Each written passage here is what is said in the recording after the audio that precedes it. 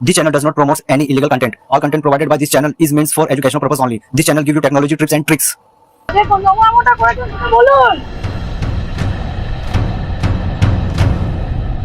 সাথী দেবী, আপনি সবকিছু জেনে শুনেও কি অধিকারে পার্থবাবুর বাড়িতে রয়েছেন একটু বলবেন? একটা প্রশ্ন আপনাকে জিজ্ঞাসা করব। আপনি তো সমস্ত কিছু জানেন পার্থ মণ্ডলের বিষয়ে, এবং পার্থ মণ্ডল বিবাহিত, তার এখনো ডিভোর্স হয়নি। তা সত্ত্বেও আপনি তার সাথে বিভিন্ন হোটেলে, দীঘাতে, দার্জিলিংয়ে এবং তার বাড়িতেও থাকছেন। কি পরিচয় থাকছেন বলবেন একটু? সাথী দেবী, আপনারা প্রশ্ন করবো, আপনার তো পূর্ব বিবাহ হয়েছিল এবং আপনার হাজবেন্ড, আমরা যতদূর জানি, বসিরহাট থানার কনস্টেবল। তো তার সাথে আপনার ডাইভোর্স হয়ে যায়। এই ডাইভোর্সের কি অন্যতম কারণ এই পার্থবাবু? একটা প্রশ্ন ভীষণ জানতে ইচ্ছা করছে। আচ্ছা সাথী দেবী, আপনি সমস্ত কিছু জেনেও কি পরিচয়ে আছেন বলবেন? মানে আপনি কি পরিচয় ঠিক আছেন এখানে? মানে উনি তো বিবাহিত, অথচ ওনার বউ এখন ওনার সঙ্গে থাকে না, উনি ওনার বউকে তাড়িয়ে দিয়েছেন, তা সত্ত্বেও আপনি এখানে রয়েছেন। কি পরিচয়ে আছেন বলবেন? দাদা কি সম্পর্ক দাদা? দাদা দীঘা ঘুরতে যাচ্ছেন, আপনি দার্জিলিং ঘুরতে গেছেন, আপনি কি বিয়ে করেছেন আবার?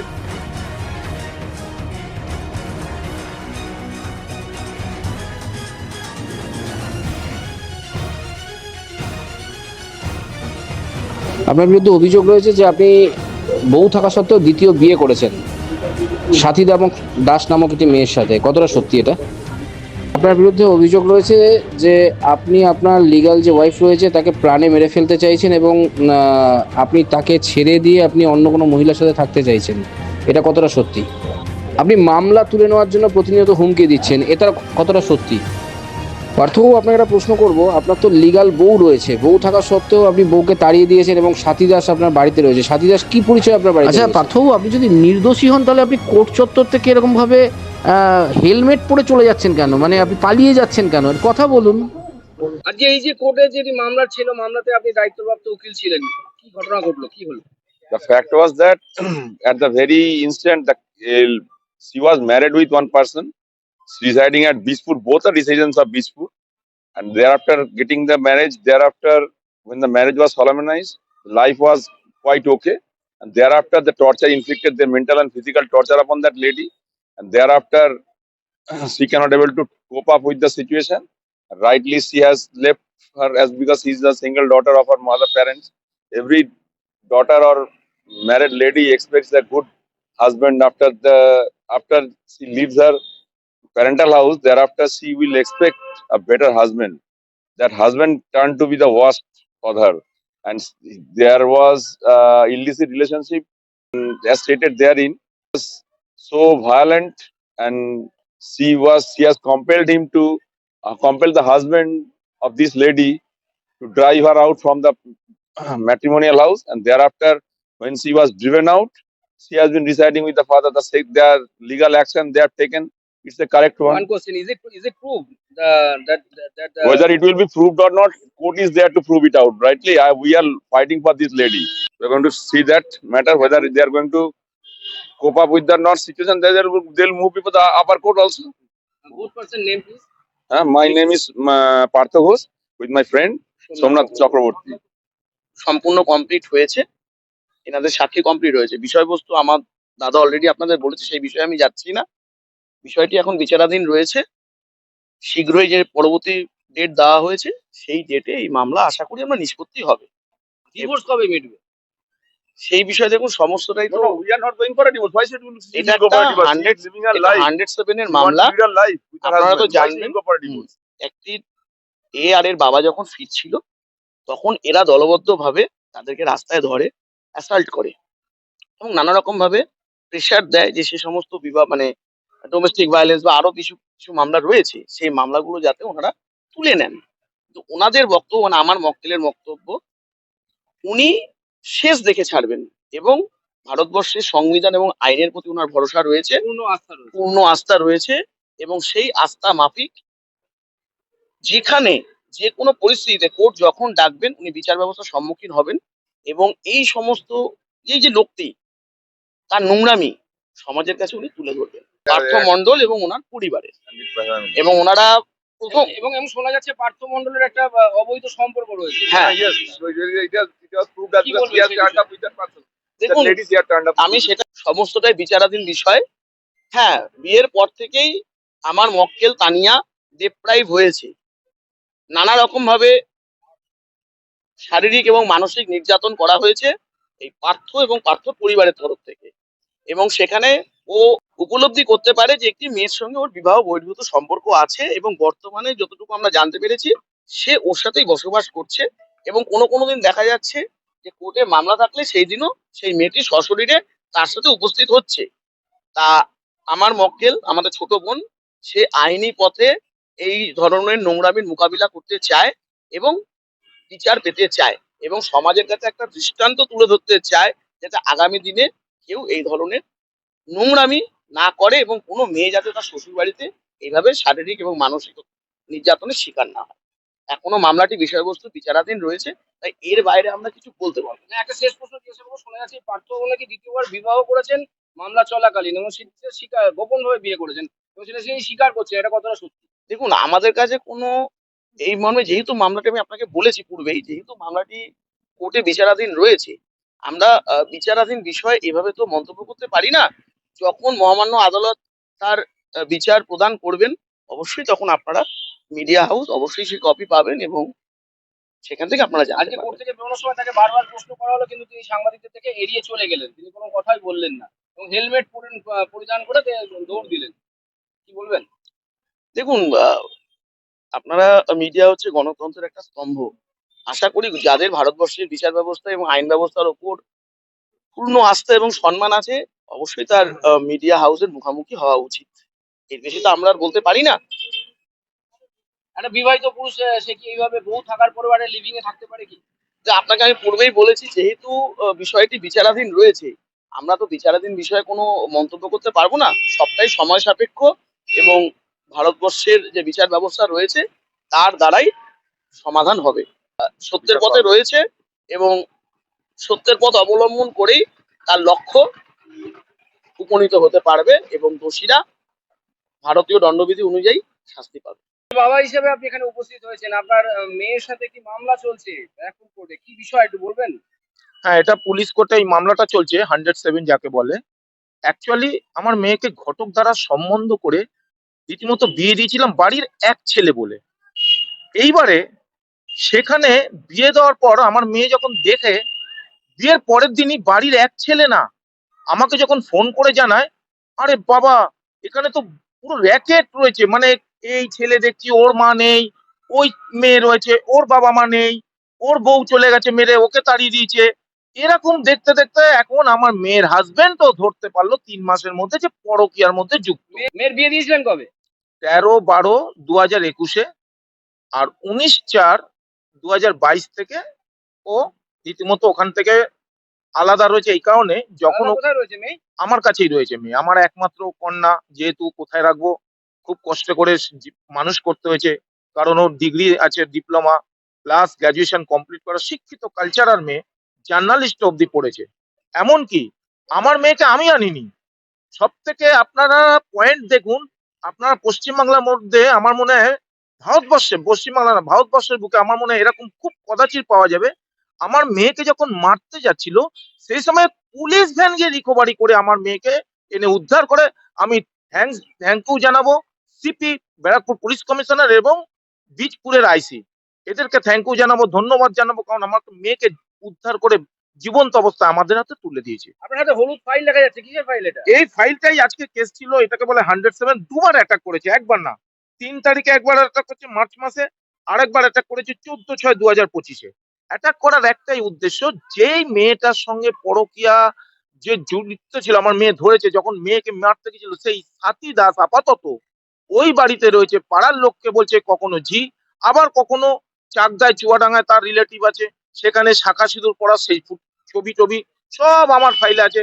আবার দার্জিলিং এ হোটেলে গেছিল এই মেয়েটাকে নিয়ে, রীতিমতো 5 নাইট কাটিয়েছে, তার রেজিস্ট্রেশন খাতা থেকে এভরিথিং প্রমাণ ডকুমেন্ট সব আছে।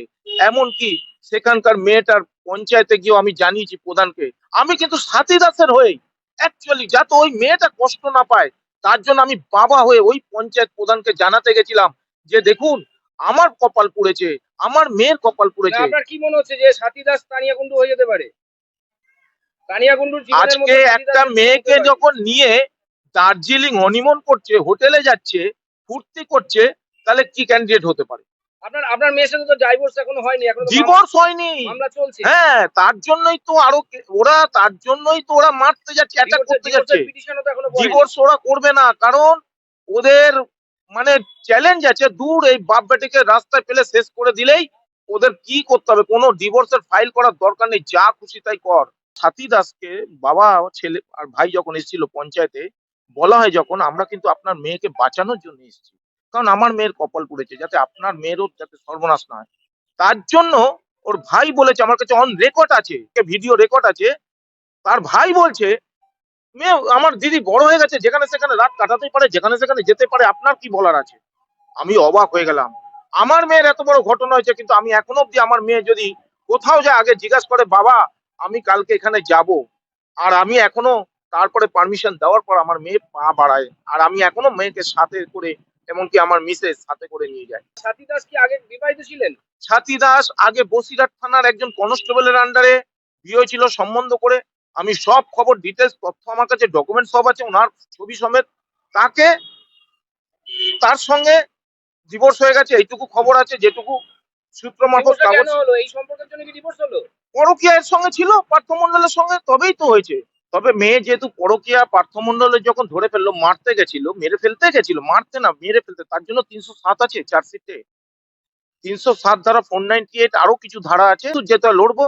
তবে সাথী দাসের যে ব্যাপারটা আপনারা বলছেন, সাথী দাসটা কে? সাথী দাস হচ্ছে নগরুকড়া কাষ্টরাঙ্গা পঞ্চায়েতের আন্ডারে, ওখানে বাড়ি, খবর পেয়ে গেলাম। এমনকি শুনলাম যে সাথী দাসের আগে একটা সম্বন্ধ করে আমার মেয়ের মতোই বিয়ে হয়েছিল, কিন্তু সেই পুলিশ কনস্টেবল তার সঙ্গে যথাযথ, আমরা যেটুকু সূত্রের মারফত খবর, আমাদের দেখার দরকার নেই, যেহেতু একটুখানি গিয়ে খবর পেয়েছি, সেই সাথী দাসের ওই ছেলেটার সঙ্গে ডিভোর্স হয়ে যায়।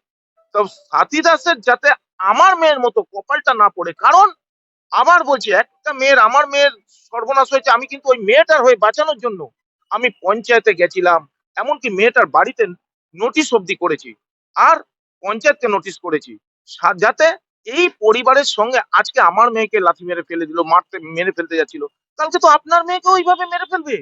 আপনি আগে জানুন, চিনুন, তবেই তো সেই মেয়েটাকে আপনি যে ওখানে দিলেন, আপনার মেয়ে কি ফেলনা? কিন্তু ওরা সেটা রিসিভ করলো না আমার কথা, কারণ ওরা ভাবলো যে না, আমার এই মেয়ে এখন যেহেতু আগে একটা ছেলের সঙ্গে ছেড়ে চলে এসছে, এখন এই ছেলের সঙ্গে দার্জিলিং হনিমুন করছে, প্লেনে যাচ্ছে, ট্রেনে যাচ্ছে, সব আমাদের কাছে হোটেলের ডকুমেন্টস, সব এই ফাইলটার মধ্যে আমার কাছে সব ছবি সমেত আছে।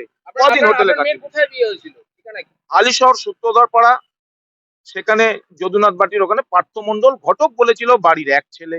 আমরা যখন সম্বন্ধ দেখতে গেছি, আমার আর কেউ নেই, বাড়ির এক ছেলে। ভাবে যখন সব ধরতে পারলো বাড়িটা র্যাকেট কে চালাচ্ছে, সেই বাড়িটার গার্জেনশিপ হিসাবে চালাচ্ছে মালা মন্ডল, আর তার বাবা হাজবেন্ড হচ্ছে পরিতোষ মন্ডল, কিন্তু বাড়ির এক ছেলে বলে কাটাচ্ছে। হলো না, মালা মণ্ডলটা কে?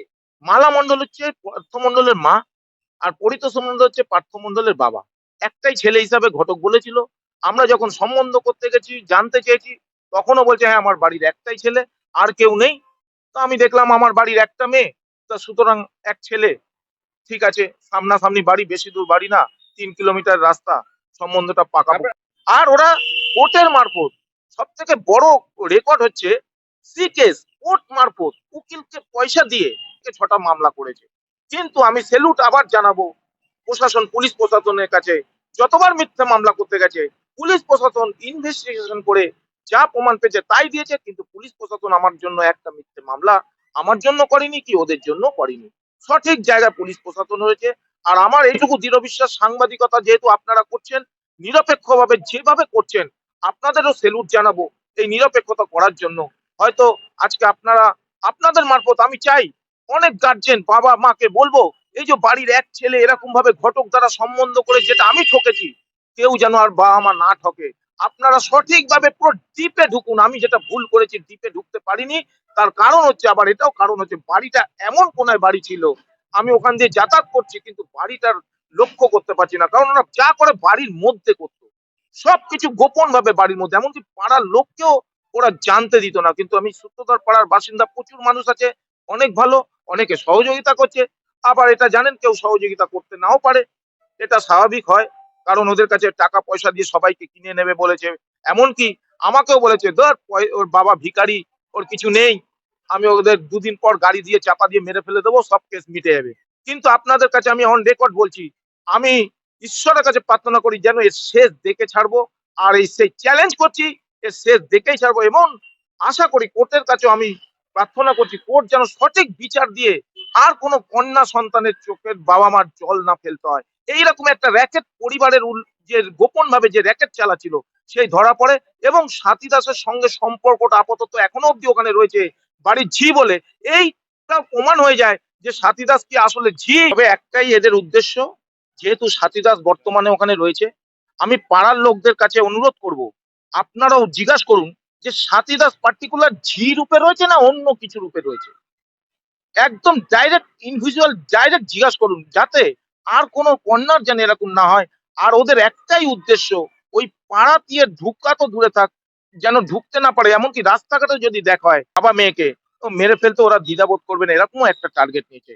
অন ক্যামেরায় বললাম, তার কারণ ওরা টাকার প্রভাবশালী, বিভিন্ন রকম ভাবে প্রচন্ড পরিমাণে সবকিছু দেখাচ্ছে। তার প্রমাণ হচ্ছে একটাই সূত্রধর পাড়ার বাসিন্দাদের কাছে আবার করজোর করে অনুরোধ করছি, আপনারা ওই স্বাতী দাসের ব্যাপারটা নিয়ে যাচাই করুন। দুধকে দুধ, জলকে জল, আমার সব কথার মধ্যে উত্তর পেয়ে যাবেন যে এই লোকটা সঠিক বলছি না বেঠিক বলছে। বলছি যে আপনাদের উপরে যে একটা হামলা করা হয়েছিল, আপনারা রাস্তা দিয়ে যাচ্ছিলেন, মামলা তুলে নেওয়ার জন্য জোর করা হয়েছিল, এমন একটা অভিযোগ আমরা পেয়েছি, কি বলবেন?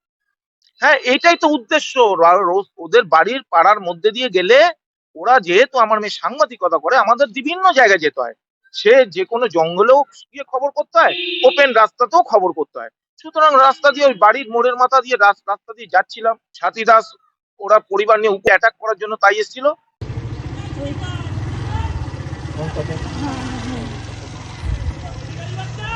দাঁড়া দাঁড়া দাঁড়া দাঁড়া তুলছি তুলছি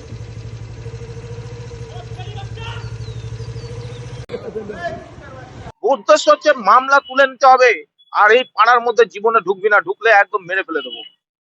এমনকি আমার মেয়েকে যা তা ভাষায় মানে কথা শুনতে হচ্ছে, আমাকেও কথা শুনতে হচ্ছে। এইটাই তার জন্য